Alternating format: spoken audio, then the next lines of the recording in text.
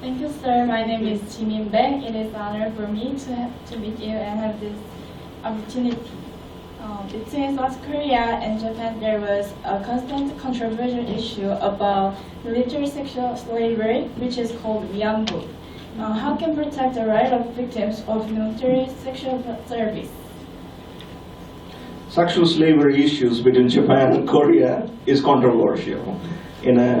But as for our office, our High Commissioner has constantly discussed the issues, met with the people who have been women, especially comfort women.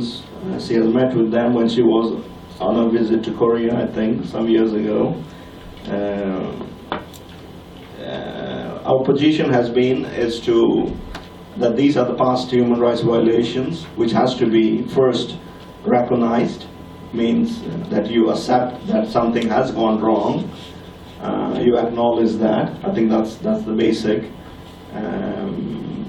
The other principles, it's based on the principle of transitional justice, which is basically when you move to a new environment or in a new situations after war, then at least the bad things that happen during the wartime or in the conflict time, at least the truth has to come out.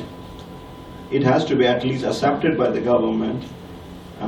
The family has to have a justice in some other form, and then there has to be a reparation, or at least the country has to say, I'm not going to repeat it again, as a process to acknowledge that the harm that was caused in the past has been acknowledged by the government or by the parties that made the harm, and they are willing to move forward. And in many cases, compensation is paid to the victims and their families as a token of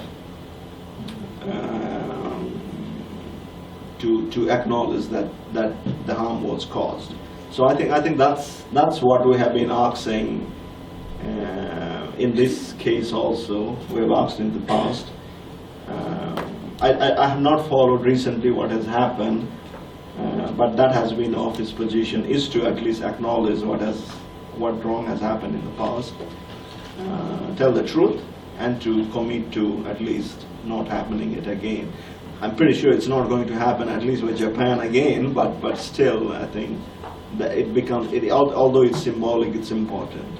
And in many countries that has happened, like in Canada, for the tribal communities, the Canadian Prime Minister Justin Trudeau, he recently, a year ago, asked forgiveness for all the human rights atrocity that was done in the past. So, and I think it was the same in New Zealand recently. So that's how to approach it, at least now, since the things are. But our office has raised it on different forums and has been critical of the issue. Thank you.